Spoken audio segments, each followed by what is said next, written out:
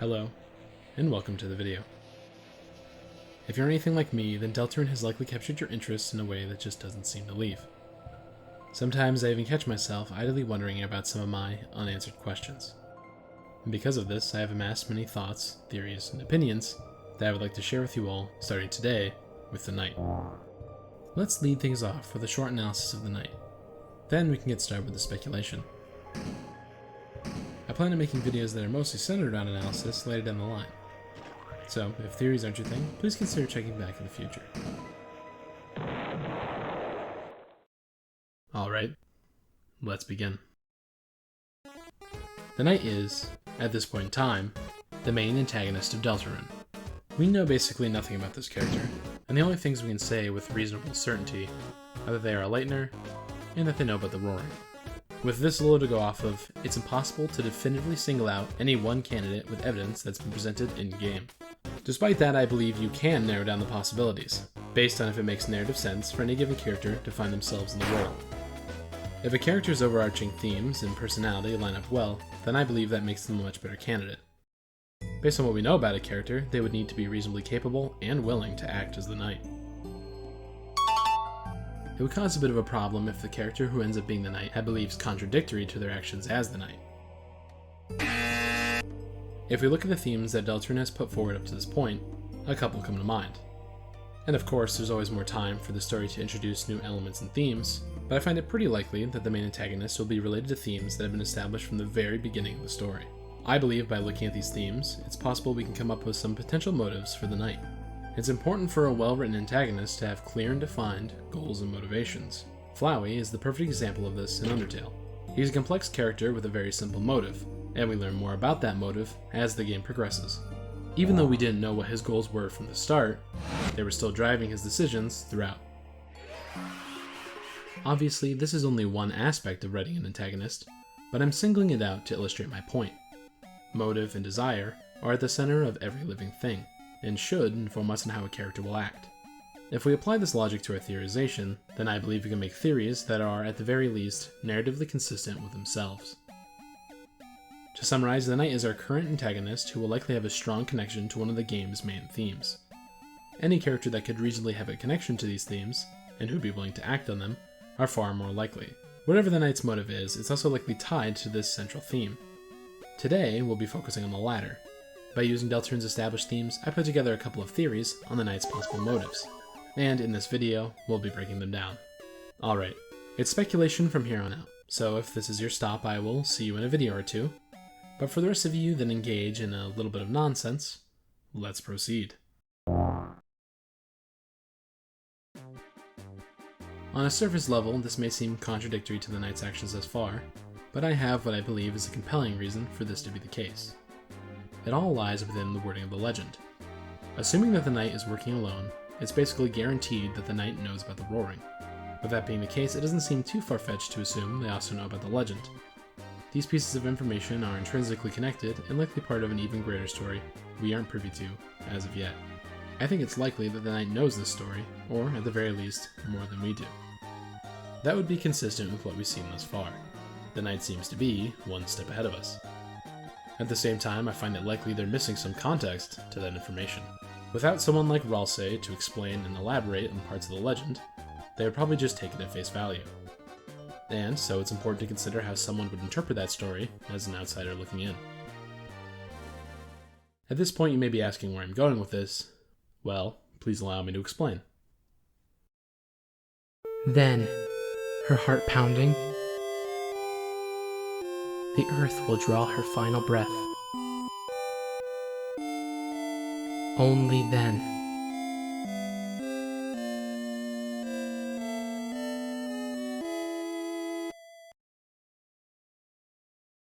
If you interpret the legend very literally, then it would read, the heroes will appear after a calamity to banish the angels' heaven. Basically, I believe one of the possible reasons the Knight is so focused on causing the roaring is because they believe it's the only way to summon the heroes. Instead of waiting for this calamity to happen naturally, the Knight would essentially be fast-tracking the legend. But that leaves us with the underlying question. Why would the Knight want to fulfill the legend in the first place? Well, I believe it's because the angel is already affecting the light world in some way. There seems to be a lot of underlying issues in Hometown. Family troubles are shockingly common, and there are two, as of yet, unexplained mysteries. Those being Rudy's undiagnosed illness, and the unexplained disappearance of Des.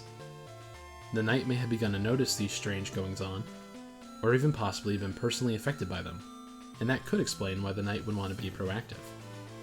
I see this Knight as a character who acknowledges that what they're doing is extremely risky and dangerous, but will ultimately try to justify their actions as being for the greater good. Whatever the case, I believe this Knight has taken it upon themselves to fill this role. Or, in short, I believe the Knight may potentially be motivated to stop the Angel, and to that end, they will summon the heroes to do it. While I know a lot of people don't like the idea of the Knight being a fake-out antagonist like Asgore, I think the possibility still remains. I also think it plays well into Deltarune's themes. In this theory, the Knight would be centered in Deltarune's themes of fate and choice, with the Knight's actions adding a layer of ambiguity to the story. If a character learns of a prophecy and then sets out to fulfill it, then is that the act of fate, or simply that character being influenced by their belief in it? At the same time, however, it almost seems as if the Knight is moving along their very own set path.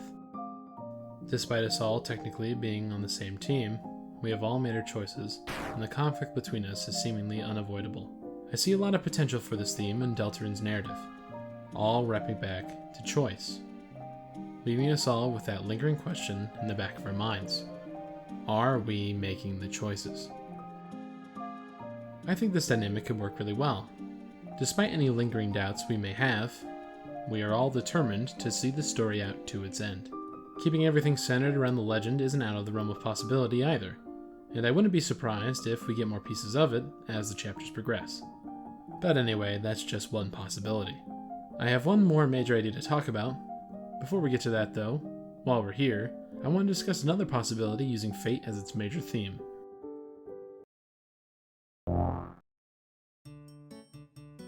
You could use a similar setup to justify the opposite. The Knight may want to assist the Angel, taking the steps needed to bring about the Angel's heaven, all the while preparing themselves to aid the Angel when the time comes.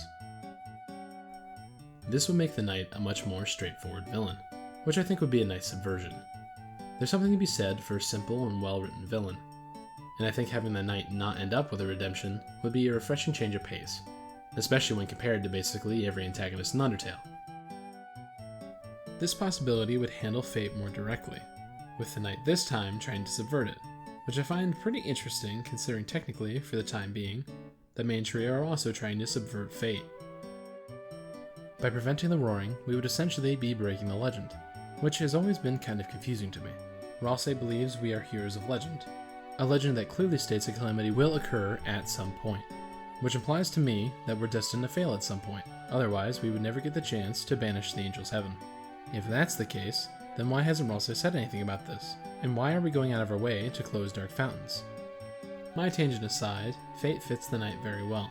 Based on everything we have seen up to this point, as little as that may be, it seems to be the most likely of the options I have on my eye. That being said, however, it's undeniable that many themes run deeply through this game, and with a little extra work, they can fit the Knight as well. Speaking of, escapism is another one of Deltarune's main themes, and right now, between it and fate, it's hard to say which is more prominent. The Dark World works as a direct metaphor for escapism, and there's a lot of potential for this theme to tie into the meta-narrative.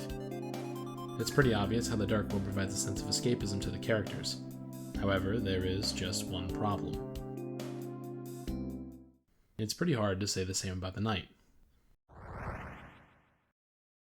Their actions clearly have some intent behind them, and the name being the Roaring Knight creates a lot of problems. If the Knight is meant to be a sympathetic character who's oblivious to what's actually going on, then they can't know about the roaring.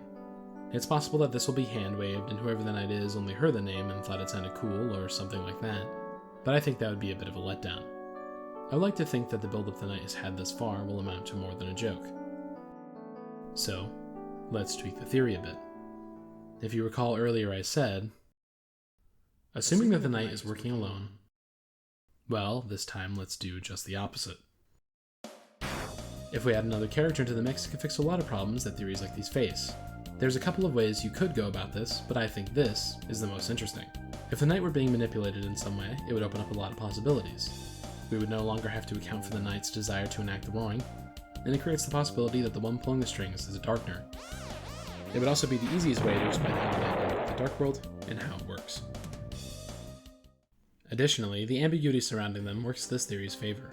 Although the knight is a seemingly serious character, we haven't gotten much of an actual description of their personality. Both king and queen were hyper-focused on the knight's actions, which do have some serious weight considering what they're seemingly trained to do. But if this title was given to them by somebody else, I could definitely see the knight ending up as a sympathetic character. It's most certainly not perfect though. If we're relying on a dark nerd to give the knight this information, then that leaves how they found Castletown, and why Castletown exists in the first place, completely unexplained. Regardless, making the knight a sympathetic character sets up for a huge twist. With the knight being set up as our main antagonistic force, our encounter with them is most certainly inevitable.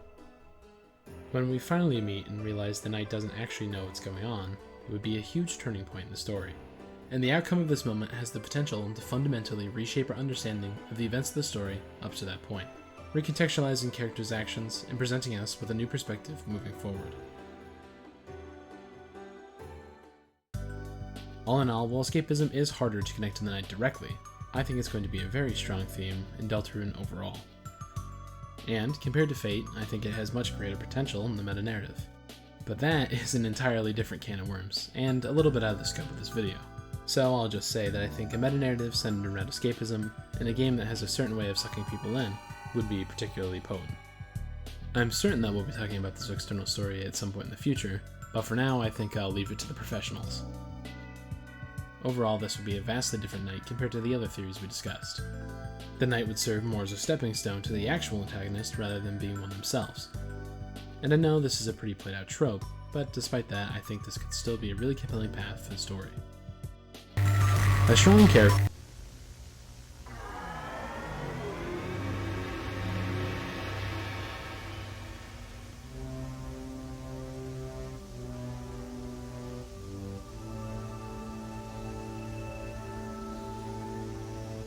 It's just as possible this manipulation is far more malicious.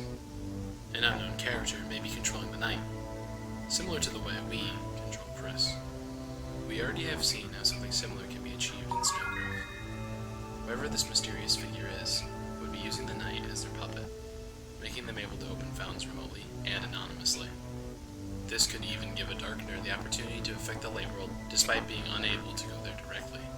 This would make the knight a parallel to Chris, and, in turn, this puppet master would be a parallel to us, a lot like Flowey was in Undertale. These characters would serve to hold the mirror up to our own actions. Having the main antagonist be some kind of reflection of the protagonist is a pretty common trope, and I'm interested to see how Deltarune will go about deconstructing it. Despite its overall lack of presence in the story up to this point, I think that freedom fits this theory nicely, and has the potential to become more and more relevant as the story progresses. Unfortunately for these characters, it seems they have been pitted against each other through no will of their own. Our pawn Chris versus this mysterious person's roaring knight. Character can really tie his story together. And, like I said at the top of this video, we should choose characters whose own personal themes and tone match up with the ones in our theories. And seeing how each theory is so vastly different, by necessity, the knight would have to be a different character in each one. But I'm afraid we'll have to save that discussion for next time. So look forward to a bit of analysis and speculation on some of, in my opinion, Deltarune's most interesting characters.